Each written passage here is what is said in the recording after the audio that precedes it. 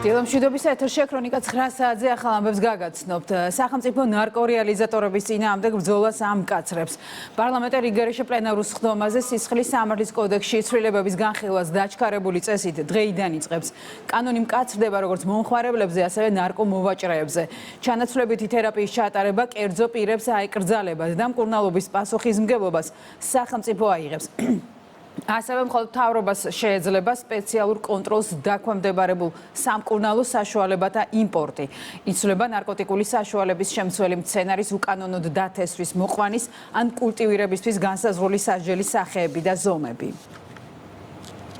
სახელმწიფო მიიღო, მე ვფიქრობ, ერთადერთი სწორი გადაწყვეტილება, რომ ნარკომანიას წინააღმდეგ ბრძოლა უფრო ფართო, კომპლექსური, მკაფიო და მით უმეტეს ნარკოდილერობასთან, ნარკოტიკების შემოტანასთან დაკავშირებით და ვაჭრობასთან დაკავშირებით კანონმდებლობა კატეგორიულად გამკაცდა. აქვს საქმე იმ ადამიანებთან, რომლებიც არიან მსხვერპლი ნარკომანიისა, ნარკოტიკული საშუალებების მოხმარებისა, რომელთა მდგომარეობას ჭირდება შესაბამისი ყურადღება. ამ კუთხითაც სახელმწიფო თავის ძალისხმევას აძლიერებს.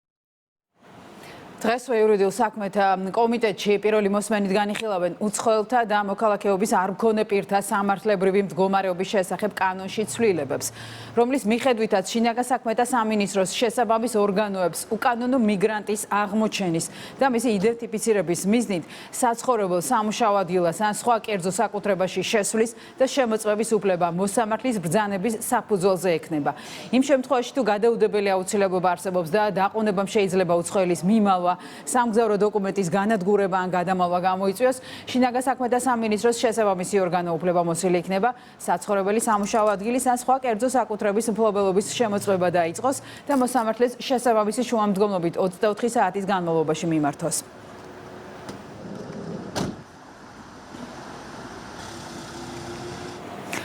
საქართველოს საგარეო საქმეთა მინისტრი გაეროს მეოთხე საერთაშორისო კონფერენციაზე იმყოფება. წარმომადგენლობით ფორუმს, რომელიც მდგრადი განვითარების დაფინანსების საკითხებს ეძღვნება, სევილია მასპინძლობს. მაკა ბოჭორიშვილი დღეს კონფერენციაზე დამსწრეთა წინაშე სიტყვით გამოვა. განვითარების საკითხებზე გაეროს მაღალი დონის კონფერენცია ნამდვილად არის კარგი შესაძლებლობა იმისთვის, რომ ჩვენს პარტნიორებთან გქონდეს კომუნიკაცია. საუბარი, რა თქმა უნდა, იქნება ჩვენთვის მნიშვნელოვან პრიორიტეტულ მიმართულებებზე, პირველ რიგში იმ პროგრესზე, რაც ქვეყანამ მიაღწია ეკონომიკურ სფეროში და ფინანსურ სფეროში გატარებული რეფორმების შედეგად და იმ ეკონომიკურ ზრდაზე, რაც არის ქვეყანაში ბოლო წლებში. რაც შესაძლებლობას გვაძლევს, რომ საქართველო იყოს პოზიტიურ წრეში წარმოჩენილი. პორტუგალიაში ეუთო საპარლამენტო ასამბლეის ყოველწლიური ღონისძიება გრძელდება. დღის განმავლობაში დაგეგმილია სხვადასხვა საკომიტეტო შეხვედრა. სხდომებს საქართველოს საპარლამენტო დელეგაციის წარმომადგენლები დაესწრებიან. წლევანდელი ღონისძიების თემატიკა მშვიდობისა და უსაფრთხოების შენარჩუნებაა. ჩვენი მხრიდან კვლავ გაჟღერდება გზავნილები, რომელიც დაკავშირებულია ჩვენ მზაობასთან, რომ საქართველომ შეასრულოს ყველა ის ვალდებულება, რაც საერთაშორისო სამართლებრივი ვალდებულებით აქვს ნაკისრი და ასევე მოამზადოს როგორც სამართლებრივი ბაზა, ასევე ინფრასტრუქტურა იმისთვის, რომ ქვეყანამ სამომავლოდ შეასრულოს ენერგეტიკული და ლოჯისტიკური ჰაბის როლი აღმოსავლეთსა და დასავლეთ შორის, რაც ერთის მხრივ ბუნებრივია საქართველოს ენერგოდამოუკიდებლობის თვის და მდგრადობისთვის მთავარი საწინდარი იქნება. ელენე ხოშტარიამ შიმშილობა შეწყვიტა. ამის შესახებ საზოგადოებამ საგანგებო ბრიფინგი და გაიგო, სადაც ახალი მეტი არაფერი უთქვამთ და გაიმეორეს, რომ არჩევნებს ბოიკოტს უცხადებენ. განცხადებას ხელს ისედაც ბოიკოტში მყოფი 8 პარტია აწერს. ოპოზიციის მეორე ნაწილის პოზიცია კი ხოშტარიას ულტიმატუმის მიუხედავად კვლავ უცვლელი რჩება. პარტიები ლელო გახარია საქართველოსთვის და გირჩი არჩევნებში მონაწილეობის მიღებას აანონსებენ. ძალიან მიხარია რომ წყვეთ შიმშილობას და წყვეთ იმისთვის რომ გადავიდეთ ყველა ერთად ძალიან აქტიურ ბრძოლის ფაზაზე. ჩვენ ფედერალისტები ვუერთდებით ბოიკოტს. ახალი რა არის ამ მოწყობილობები, რომ თქვენ ისედაც მიცოდით, რომ ლელო გახარიები აპირებდნენ მონაწილეობას, დანარჩენის პოზიცია არ იყო ესეთი მკაფიო, ახალი განცხადებაში არის ის, რომ ჩვენ ვაპირებთ წინააღმდეგობას. სიახლე იყო ის, რომ ჩვენ ვხედავთ რაღაც საკითხებზე საერთო მოქმედების ნიადაგს და ასევე ვხედავთ იმას, რომ შეიძლება ადამიანებს ყველას არ აქვს ზუსტი ინფორმაცია ამაზე, ამიტომ კიდევ ერთხელ ამის თქმა მნიშვნელოვანი იყო. ახალი ითქვა ის, რომ საქართველოში ბევრი აქტიური პარტია არ არის, დაახლოებით არის 10 პარტია და 10-დან 8 არ იღებს მონაწილეობას და 2 იღებს მონაწილეობას. კარგია, როდესაც ადამიანი წყვეტს თვით დაზიანებას, ნამდვილად მივესალმებით ამ ყველაფერს, თუმცა ესე ცოტა გაუგებარი იყო, ვინაიდან მან შიმშილობა დაიწყო იმ მიზეზით, რომ აბსოლუტურად ყველა ოპოზიციურ რადიკალურ პარტიას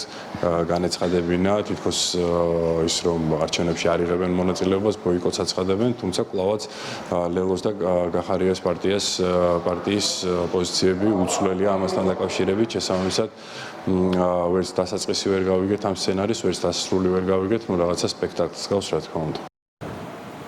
ახლა კი საქართველოს კვლავ სოფელ ლამისყანაში ჯამბარკუ ორბელიანების სახლ-მუზეუმის სარეაბილიტაციო სამუშაოების მეორე ეტაპი მიმდინარეობს, რაც შენობის სრულ განახლებას გულისხმობს. იცვლება კომუნიკაციები, კაპიტალური რემონტი უტარდება ინტერიერს, გარე ფასადს, ისტორიულ აივნებს.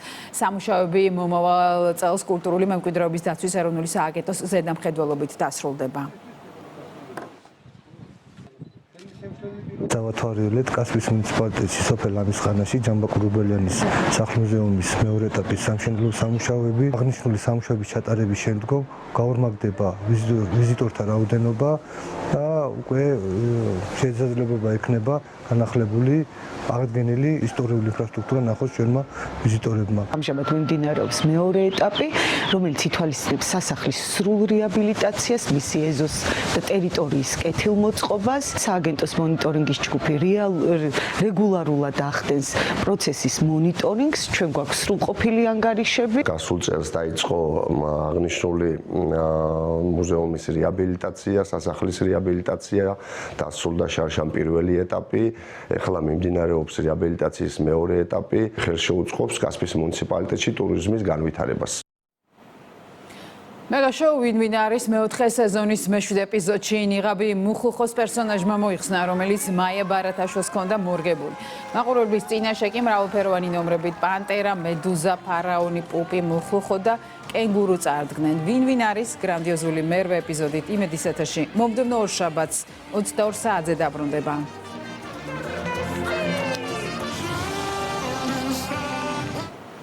გარემოს ეროვნული სააგენტოს ინფორმაციით კი დღეს საქართველოს ზოგიერთ რაიონში მოსავნილე წვიმა, აღმოსავლეთში კი სეტყვა, იქროლებს დასავლეთის ქარი, რაც შეეხება ტემპერატურას.